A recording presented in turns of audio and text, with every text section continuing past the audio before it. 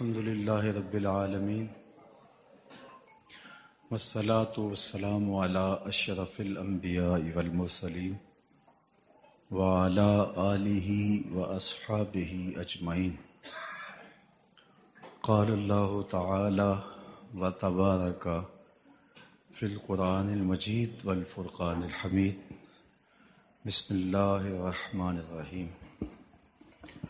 یا ایہا النبی حسبک اللہ ومن اتبعک من المؤمنین۔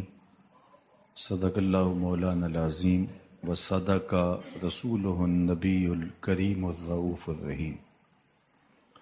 اللہم نور قلوبنا بالقرآن وزین اخلاقنا بالقرآن وادخلنا الجنۃ بالقرآن ونجنا من النار بالقرآن۔ قال اللہ تعالی وتبارک فی شان حبیبہ مخبرا وآمرا ان اللہ وملائکتہ یصلون علی النبی یا ایہا الذین آمنوا صلوا علیہ وسلموا تسلیما۔ اللہم صل علی سیدنا و مولانا محمد معدن الجود والکرم صلاۃ و سلاما علیک یا سیدی یا رسول اللہ۔ تمام حمد و ثنا، تعریف و توصیف اللہ جل مجدہ الکریم کی ذات بابرکات کے لیے، جو خالق کائنات بھی ہے اور مالک شش جہات بھی۔ اللہ جل وعلا کی حمد و ثنا کے بعد رسول رحمت، شفیع معظم، نبی محتشم حضور ختم المرتبت صلی اللہ علیہ وآلہ وسلم کے حضور ناز میں اپنی عقیدتوں، ارادتوں اور محبتوں کا خراج پیش کرنے کے بعد واجب الاحترام، ذوی الاحتشام، معزز و مکرم سامعین، خواتین و حضرات، السلام علیکم ورحمۃ اللہ وبرکاتہ۔ مجھے اور آپ کو بڑی سہولت سے ایمان اسلام نصیب ہوا، مشقت نہیں سہنی پڑی، تکلیف گوارا نہیں کرنی پڑی۔ ہم نے آنکھ کھولی، مؤذن نے کان میں صدائے دل نواز دی، مبارک ہو تو حضور کا غلام بن کے آ رہا ہے۔ ہم بولنے لگے تو ہماری زبان پر اللہ جل شانہ کا مبارک نام جاری کیا گیا۔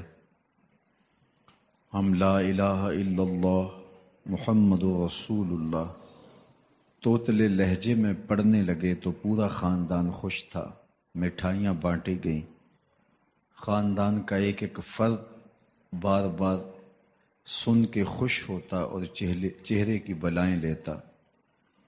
ہم درس گاہ میں پہنچے، استاد کے سامنے زانوئے تلمس طے کیے، اس نے ہمیں دین سکھایا، قرآن مجید کی تعلیم دی، کتاب اللہ کی تلاوت کرنا سیکھے تو ہمارے ماں باپ پھولے نہیں سماتے تھے۔ قرآن مجید مکمل ہوا تو مٹھائیاں بانٹی گئیں، رسمیں آمین ہوئی، دوستوں کی دعوت ہوئی، کھانے پہ رشتہ دار بلائے گئے۔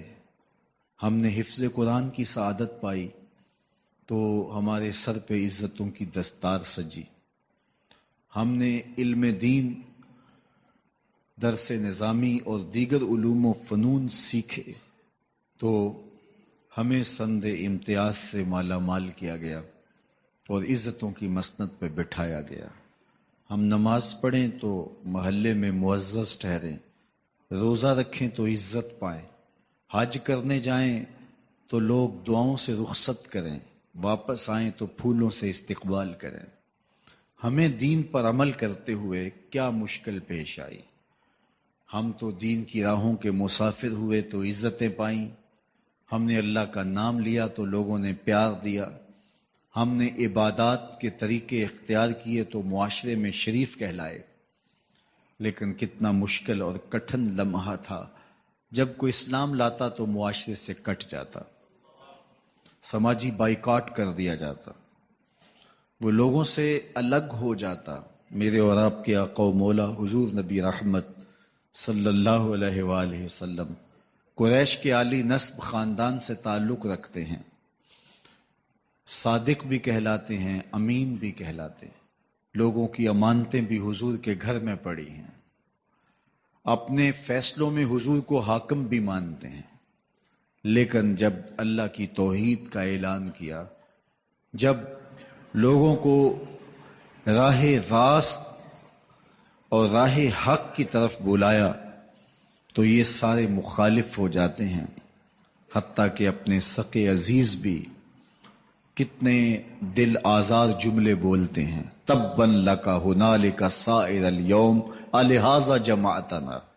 یہ رشتے میں سکا چچا بولتا ہے۔ اللہ اکبر، مشکلیں سہی، تکلیفیں سہی، سماجی مقاطعہ ہوا، سوشل بائیکاٹ ہوا۔ شاب ابی طالب کے 3 سال کس کٹھن حالات میں حضور اور حضور کے غلاموں نے اور خاندان والوں نے کاٹے، حتیٰ کہ درختوں کے پتے کھا کھا کے گزر اوقات ہوتی تھی۔ معاہدہ لکھ کے کعبۃ اللہ کے ساتھ لٹکا دیا گیا، اور یہ اتنے سنگ دل ثابت ہوئے کہ باہر سے کوئی تجارتی قافلہ آتا جس کے پاس اغذیہ ہوتی، کھانے پینے کی اشیاء ہوتی، تو ان کو ادھر جانے نہ دیتے، مبادا کہیں یہ خرید نہ لیں۔ ان کا خیال یہ تھا کہ یہ بھوک سے دم توڑ جائیں، اور نیا دین جو لے کر کے آئے ہیں وہ شعب ابی طالب میں اس گھاٹی کے اندر ہی اپنے آخری دن پورے کرے۔ لیکن جس کو اللہ نے سر بلند کرنا ہو، عزت دینی ہو، جس دین کو پوری دنیا کے اوپر غالب ہونا تھا، اس کو کون روک سکتا تھا؟ اللہ کے محبوب علیہ الصلوۃ والسلام نے محنت، تندہی، کوشش اور کد و کاوش کے ذریعے لوگوں تک پیغام حق کا ابلاغ کیا۔ سب سے پہلے حضور کی اہلیہ حضرت سیدہ خدیجہ الکبریٰ رضی اللہ تعالی عنہا ایمان لاتی ہیں۔ حضور علیہ السلام کے قریبی دوست، گہرے دوست حضرت سیدنا ابو بکر رضی اللہ تعالی عنہ ایمان لاتے ہیں۔ حضرت علی المرتضیٰ رضی اللہ تعالیٰ عنہ اگرچہ نو عمر ہے، لیکن سینے پہ ہاتھ رکھ کے کہتے ہیں جان و دل فدا کروں گا حضور آپ پہ۔ حضرت بلال حبشی اسلام لاتے ہیں، حضرت عمار ابن یاسر، حضرت سمیہ، حضرت یاسر اسلام لاتے ہیں۔ 38 لوگ ایک ایک کر کے اسلام میں داخل ہوئے۔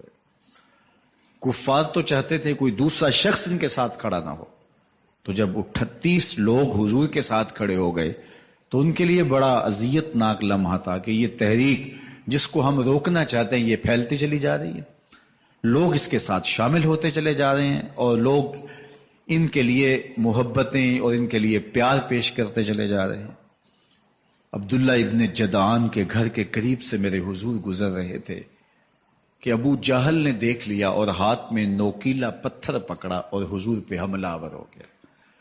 آقا کریم علیہ السلام نے کوشش کی کہ الجھاؤ پیدا نہ ہو، لیکن یہ اس بات پہ تلا ہوا تھا کہ حضور کو اذیت دے۔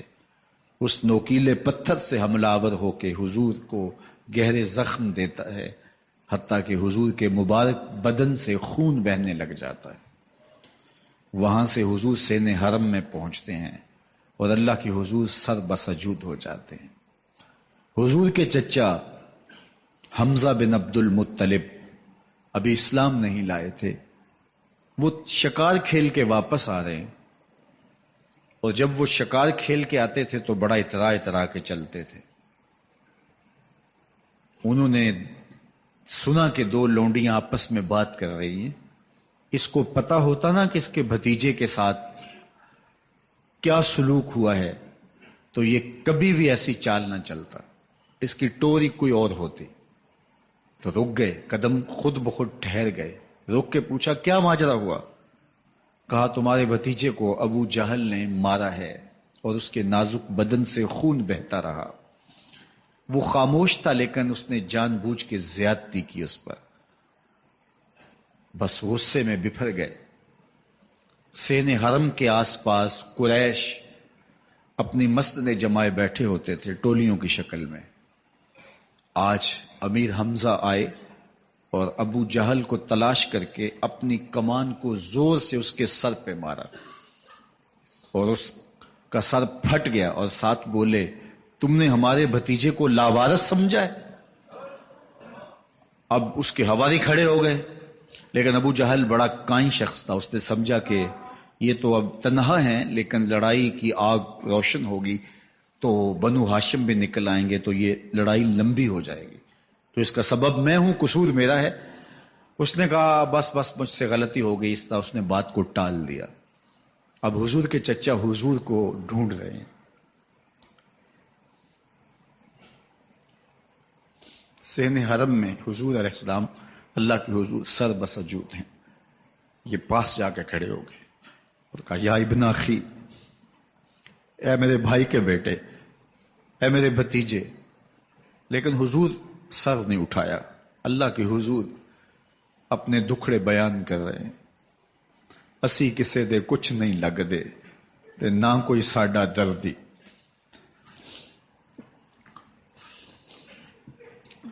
اللہ کے محبوب علیہ السلام اللہ کے حضور سر بسجود ہے۔ انہوں نے پھر کہا یا ابن اخی، اے میرے بھائی کے بیٹے، اور انہیں بے چینی ہے کہ بتاؤں کہ حوصلہ رکھو میں تمہارا بدلہ لے لیا، لیکن حضور سر نہیں اٹھا رہے۔ تیسری مرتبہ پھر آواز دی تو حضور نے سر اٹھایا، آنکھیں آنسوں سے بھری ہوئی تھی، تو برجستہ کہا بھتیجے میں تمہارا بدلہ لے لیا۔ میرے حضور نے فرمایا چچا مجھے اس کی کوئی خوشی نہیں ہوئی۔ یہ حیرت زدہ ہو گئے کہ اتنا بڑا کام، اس وقت مکے کا اتنا بڑا سورما، اور میں اس سے ٹکرا کے آیا ہوں اور یہ کہہ رہے ہیں مجھے کوئی خوشی نہیں ہوئی۔ قسمت اچھی تھی۔ بولے بھتیجے تم کیسے خوش ہوتے ہو؟ کہا جس رب کو میں مانتا ہوں اس کو تم بھی مان لو۔ تو امیر حمزہ کی قسمت اچھی تھی تو آگے بڑھے اور اسلام قبول کر لیا۔ 38 لوگ پہلے مسلمان تھے، یہ 39 میں مسلمان ہو گئے۔ بس ان کا اسلام لانا مسلمانوں کے لیے تسکین قلب کا ساما ہوا۔ حضور کی آنکھوں میں امٹتے ہوئے آنسو، آگے بڑھے، کعبے کو غلاف کو پکڑا، کہا اللہم اعز الاسلام باحب الرجلین الیک بعمر ابن الخطاب او بعمر ابن حشام۔ اے اللہ ایک شیر دیا ہے، ایک شیر اور دے دے، اب تیری مرضی، یا عمر بن خطاب دے دے یا عمر بن حشام دے دے۔ اگرچہ اس نے میرے اوپر پتھر برسائے ہیں، مجھے زخمی کیا ہے، لیکن اگر دین کی تقویت اس سے ہو سکتی ہے تو مالک مجھے کوئی غصہ نہیں۔ چاہے عمر بن حشام، یہ ابو جہل کا نام ہے، مجھے چاہے ابو عمر بن حشام دے دے یا عمر بن خطاب دے دے، ایک شیر دے دیا، ایک شیر اور عطا کر دے۔ حضور کعبہ کے غلاف سے لپٹ کے اللہ کے حضور دعائیں مانگ رہے ہیں۔ 39 لوگ اسلام لا چکے ہیں، 40ویں کا انتظار ہے۔ اللہ کے محبوب علیہ السلام کی دعائیں ہیں، حضور کی التجائیں ہیں۔ ادھر یہ خبر پورے مکے میں پھیل جاتی ہے کہ حمزہ بھی ایمان لے آئے۔ کفار پر سراسیمگی سی کیفیت پیدا ہو جاتی ہے کہ ہم تو سمجھتے تھے کہ یہ 2-4 لوگ ہیں، 10-15-20 لوگ جمع ہو جائیں گے، اور اس طرح کے لوگ بھی اگر ان کے ساتھ شامل ہو گئے تو ان کا راستہ نہیں روکا جا سکے گا۔ وہ سر جوڑ کے سوچنے لگے، ابو جہل کو کوسنے دینے لگے، اس نے کیوں یہ ظلم کیا کہ اس کا نتیجہ یہ پھر ہمیں بھگتنا پڑ رہا ہے۔ اس کے لیے کوئی تدبیر کرنی چاہیے، اس کے لیے کوئی حکمت سوچنی چاہیے۔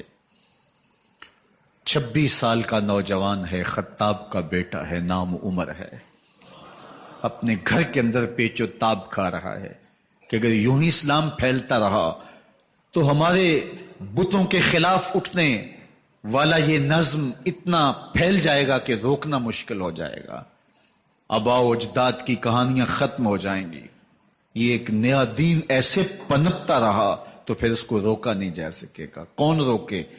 دل میں خیال آیا اس کا ایک ہی حل ہے کہ بانی اسلام کی زندگی کا چراغ گل کر دیا جائے، لیکن یہ اتنا بڑا کام کون کرے؟ سوچا خود کروں گا۔ اٹھتی جوانی اور یہ پہلوانی کا زمانہ تھا عمر بن خطاب کا، اعضاء میں توانائی، طبیعت میں جوش، تلوار حمائل کی۔ دوپہر کے وقت خیال آیا تو کڑکتی دوپہر میں چل پڑے۔ سنسان گلیاں ہیں، سخت گرمی ہے، لوگ دیواروں سے لگ کے چلتے ہیں اگر کوئی کسی کو کسی مجبوری کے تحت کہیں جانا بھی پڑے، لیکن یہ مست ہاتھی کی طرح اپنے ارادے کو عملی جامہ پہنانے کے لیے گھر سے نکل پڑتے ہیں، اور اس انداز سے تلوار حمائل کیے ہوئے آگے بڑھ رہے ہیں۔ نعیم بن عبداللہ آگے سے آ رہے تھے، آنکھوں میں اترا ہوا نشہ دیکھا، کہانی سمجھ گئے۔ یہ بھی مسلمان ہو گئے تھے لیکن ابھی ایمان ظاہر نہیں کیا۔ کہا عمر کدھر کے ارادے ہیں؟ کہا بانی اسلام کا چراغ بجھانے جا رہا ہوں، یہ روز روز کی کہانی ختم کرنے جا رہا ہوں۔ آج حمزہ ایمان لائے ہیں، کل کوئی اور آ جائے گا، پھر اس تحریک کو روکنا مشکل ہو جائے گا۔ نعیم بن عبداللہ مسکرا کے بولے گھر کی خبر لی ہے؟ کہا کیا ہوا میرے گھر کو؟ کہا تمہاری بہن فاطمہ بھی اس محمد کی غلام بن گئی ہے، تمہارا بہنوئی سعید بن زید بھی اس کا نوکر بن گیا ہے۔ بس بپھر گئے، وہ جو غصہ تھا وہ ادھر منتقل ہو گیا، بہن کے گھر کا رخ کیا۔ جب دروازے پہ پہنچے تو اندر سے قرآن پڑھنے کی آواز آ رہی ہے۔ جو کہا گیا تھا، جو سنا تھا، اس کا یقین پیدا ہو گیا۔ زور زور سے دروازے کو کھٹکھٹانے لگے۔ بہن نے دیکھا کہ بھائی ہے، جو قرآن پڑھ رہا تھا اس کو چھپا دیا اور خود دروازہ کھولا، بس پیٹنا شروع کر دیا، مار مار کے سر پھوڑ دیا، خون بہ رہا ہے۔ جب سر پھٹ گیا تو فاطمہ بنت خطاب بولی عمر تم خطاب کے بیٹے ہو، میں بھی خطاب کی بیٹی ہوں، سن لو محمد کا دامن نہیں چھوڑو، جو کرنا ہے کرو۔ جب یہ تیور دیکھے تو عمر کی حیرت انتہا کو چھو گئی۔ یہ کون سی قوت ہے جس نے ایک عورت کے اندر یہ جذبے رکھ دیے؟ کہا اچھا بتاؤ تم کیا پڑھ رہے تھے؟ کہا تم ناپاک ہو، تمہیں نہیں دوں گی۔ کہا کیسے دو گی؟ کہا پہلے غسل کرو۔ عمر غسل کر رہا ہے، سودا لینے کے لیے بازار گئے، ہاتھ اس کے بکے جس کے خریدار گئے۔ عمر غسل کر رہے ہیں، غسل کر کے باہر آئے تو بہن قرآن لے آئی۔ وہ کھجور کی چھالیں، وہ چمڑے کے اوپر لکھا ہوا قرآن سامنے رکھ دیا۔ عمر پڑھ رہے ہیں طٰہٰ ما انزلنا علیک القرآن لتشقیٰ، اے 14ویں کے چاند محبوب، قرآن اس لیے نازل تو نہیں کیا تھا کہ تم مشقت میں پڑ جائے۔ محبوب رحمت کے دروازے کھل رہے ہیں، کرم نوازیاں ہونے والی ہیں۔ عمر پڑھتے گئے، آنکھوں کے بندن ٹوٹ گئے، آنسو آنے لگے، ٹپ ٹپ آنسو گرنے لگے۔ عمر رو رہے ہیں، بدن کانپ رہا ہے۔ آئے کس ارادے سے تھے، اب حالت کیا ہوئی جا رہی ہے۔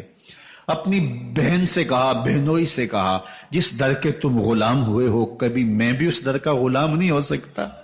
عمر کی کہیں عمر نہ برباد ہو جائے، مجھے اس چوکھٹ پہ لے چلو۔ کہا چلو ہم اس دہلیز پہ لے چلتے ہیں۔ تلوار اسی طرح حمائل کی ہوئی ہے، حضور دار ارقم میں ہے۔ یہ اسلام کی پہلی درس گاہ ہے، حضرت ارقم کا گھر۔ مسلمانوں کی تعداد بہت تھوڑی، یہاں چھپ کر کے دین سیکھتے ہیں۔ حضور بھی وہاں تشریف فرما تھے، باقی اصحاب بھی وہاں تشریف فرما تھے، حضرت میرے حمزہ بھی وہاں تھے۔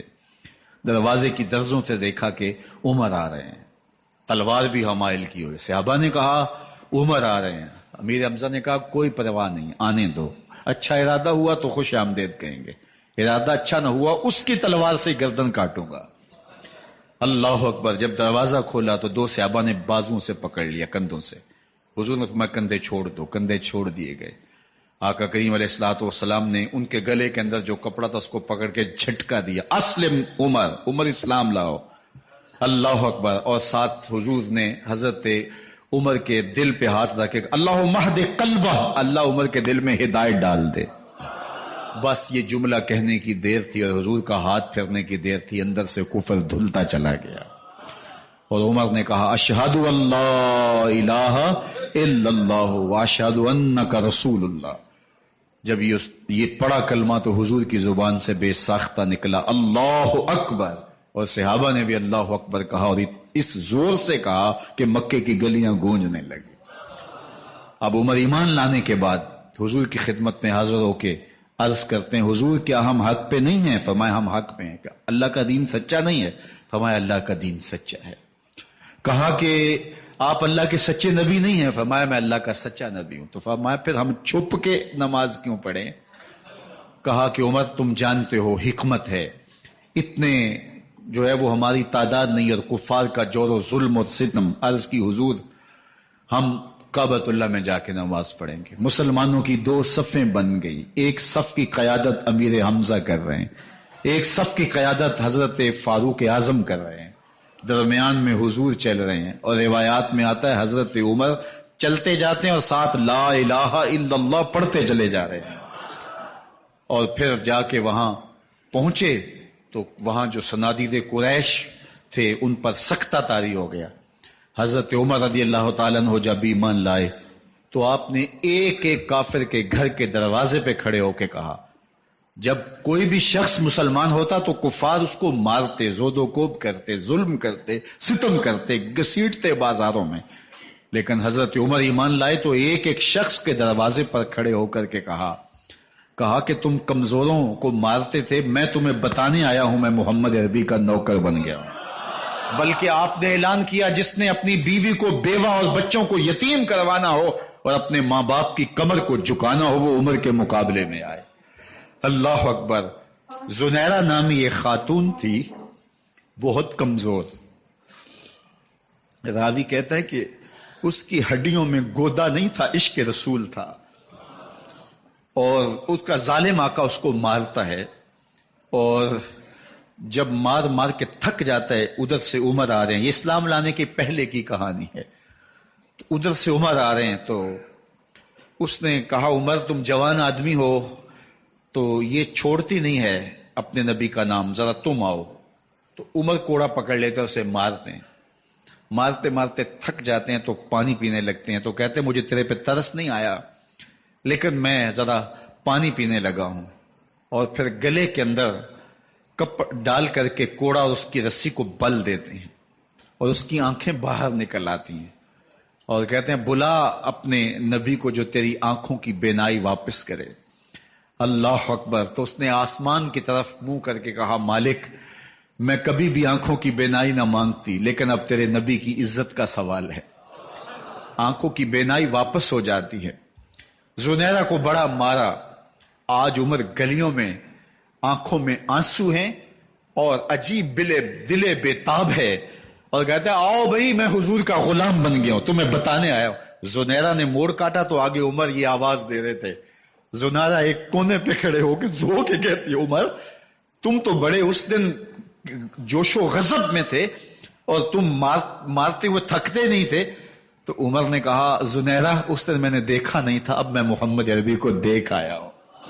جنہ ویکھیا نہیں ہو کرن گلاں، جنہ ویکھیا نہیں ہو کرن گلاں، جنہ ویکھیا ہو تے بول دے نہیں، جڑے محرم راز حقیقت دے اور راز حقیقت کھول دے نہیں.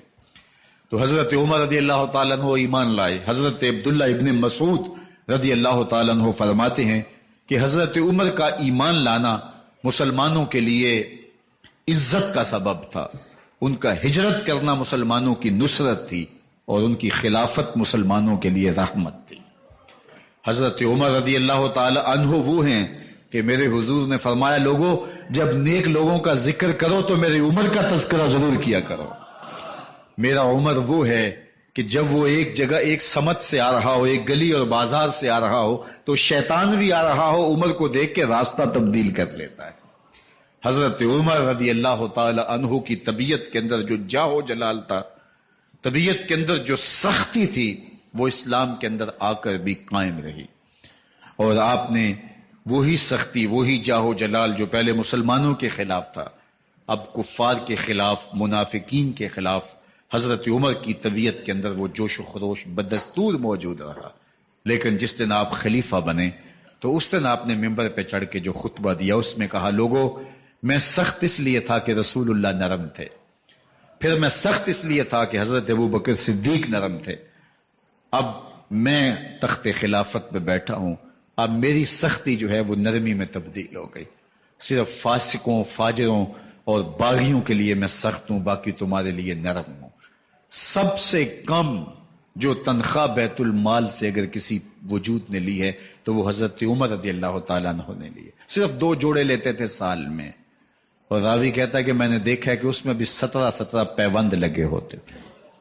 حضرت عمر رضی اللہ تعالیٰ عنہ کا طرز زندگی، آپ کا انداز معاشرت اور آپ کا انداز خلافت، ہر لمحہ آپ کی زندگی کا اٹھا کے دیکھیے کتنی مرتبہ قرآن حضرت عمر کی رائے کے مطابق نازل ہوا ہے.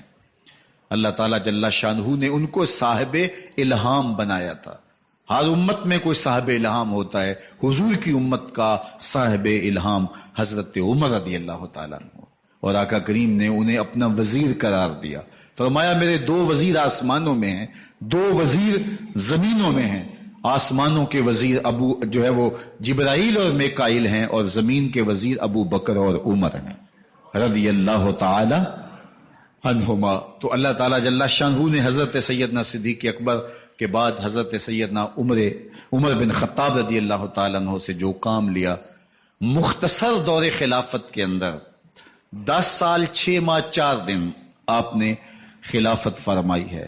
لیکن کہاں سے چلے اور یہاں مکران تک، بلوچستان کا حصہ ہے، یہاں تک آپ کے سلطنت کی حدود وسیع ہوئی. ادھر آرمینیا تک جا پہنچے، حمص فتح کیا، قادسیہ، یرموک. آپ ذرا دیکھیے کہ کہاں تک آپ کی فوجوں کے گھوڑے دوڑتے رہے، اور اللہ تعالیٰ جل شانہ نے ان کو جو توانائی، عدل و انصاف کی قوت عطا فرمائی. اللہ اکبر. جب زمین پہ عدل کیا ہو تو زمین بھی حکم مانتی ہے، اور حضرت عمر وہ تھے جن کا حکم ہوائیں بھی مانتی تھی، زمین بھی مانتی تھی، جن کا حکم جو ہے وہ آگ بھی تسلیم کرتی تھی اور دریا بھی ان کا حکم مانا کرتے تھے. مصر کے اندر رسم بد جاری تھی، یہ رسم بد جاری تھی کہ سال کے بعد 1-2 شیزہ کو زیورات پہنا کے اچھے لباس میں ملبوس کر کے دریا کی بھینٹ چڑھایا جاتا، اس کی قربانی دی جاتی، اس کا خون بہتا تو دریا چلتا. جب اسلام مسلمانوں نے مصر فتح کیا تو گورنر نے لکھا کہ اسلام تو اس طرح کی رسوم کی اجازت نہیں دیتا، لیکن خشک سالی ہے، لوگوں کی فصلیں ویران پڑی ہے، تو حضرت کیا کیا جائے. تو حضرت عمر رضی اللہ تعالیٰ عنہ کو جب قاصد آ کے پیغام دیتا ہے تو کاغذ کے ٹکڑے پہ لکھتے ہیں بسم اللہ الرحمن الرحیم. مصر کے نیل کی جانب عمر کا خط لکھتے ہیں، اے نیل اگر تو اللہ کے حکم سے چلا کرتا ہے تو چل، ورنہ ہمیں تیرے چلنے کی کوئی حاجت نہیں ہے. اور قاصد کو کہا یہ خط لے جاؤ اور جا کے دریائے نیل میں پھینک دو. قاصد جا کے خط دریائے نیل میں پھینک دیتا ہے، پانی آتا ہے، ایسا دریائے نیل چلا 14 صدیاں ہوئی ہیں آج تک کبھی بند ہی نہیں ہوا. دریا حکم مانتے ہیں، آگ نکلتی ہے. لوگ حضرت عمر رضی اللہ تعالی عنہ کے پاس آئے، حضرت لاوا پھوٹا ہے، آگ نکل رہی ہے اور مدینے کی طرف بڑھ رہی ہے، اب کیا کیا جائے؟ فائر بریگیڈ تو زمانے میں تھی نہیں. عمر نے اپنی قمیض اتاری، جس قمیض پہ 17 پیوند لگے ہوئے تھے چمڑے کے، کہا یہ قمیض لے جاؤ، جدھر آگ بڑھ رہی ہے آگے ڈھالنا، آگ پیچھے بھاگ جائے گی. زلزلہ آتا ہے تو زمین پہ دہرا مارتے ہیں، زمین رک جا، کیا عمر نے تیری چھاتی پہ عدل نہیں کیا ہے؟ تو یہ عمر ہیں رضی اللہ تعالی عنہ کہ جن کے انصاف کی وجہ سے، جن کے عدل کی وجہ سے اللہ تعالیٰ کی رحمات اور اس کی برکات کا نزول ہوتا تھا، اور اللہ تعالیٰ نے مسلمانوں کو وہ آبرومند حکومت دی. کائنات کی تاریخ کے اندر ایسی حکومت آپ نے نہیں دیکھی ہوگی جو حضرت عمر نے حکومت کی ہے. اللہ اکبر. فرمایا فرات کے کنارے پہ ایک کتا بھی پیاسا مر گیا تو اس کا حساب بھی عمر سے ہوگا. جب اتنے علاقے فتح ہو گئے تو ایک دن حضرت عمر بیٹھ کے رو رہے تھے، تو کسی نے کہا حضرت رو کیوں رہے ہیں؟ فرمایا کہ میں اس لیے رو رہا ہوں کہ فلاں پل سے بکریاں گزری ہیں، تو پل کے اندر شکستگی تھی، ٹوٹا ہوا تھا پل درمیان میں کچھ، اس میں ایک بکری کی ٹانگ ٹوٹ گئی ہے، تو میں ڈرتا ہوں کہیں اس کا حساب نہ لیا جائے کہ میرا رب یہ نہ پوچھے کہ عمر تو نے پل صحیح تعمیر نہیں کروائے تھے کہ ایک بکری کی ٹانگ کیوں ٹوٹی ہے. یہ ہیں حضرت عمر رضی اللہ تعالی عنہ. اللہ اکبر. حضرت سیدنا عمر رضی اللہ تعالیٰ عنہ کی پوری زندگی آپ دیکھ لیجئے. آپ دن کو گھر میں بیٹھتے ہیں دربار خلافت میں بیٹھتے ہیں، اور آپ کا دربار خلافت کیا ہے؟ کوئی عالی نصب محل نہیں ہے، مسجد نبوی کا صحن ہے، وہاں بیٹھ کے فیصلے ہو رہے ہیں۔